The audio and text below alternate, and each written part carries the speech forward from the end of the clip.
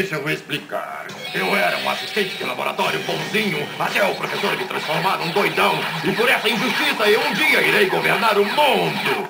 Mas não vou ser nada legal. Me obedeça! Não é justo. Eu sou tão durona e forte e cruel quanto a docinho e a florzinha. Mas por que não acreditam em mim? Todos me tratam como um bebê. Eu vou mostrar, vou provar que eu posso ser osso duro.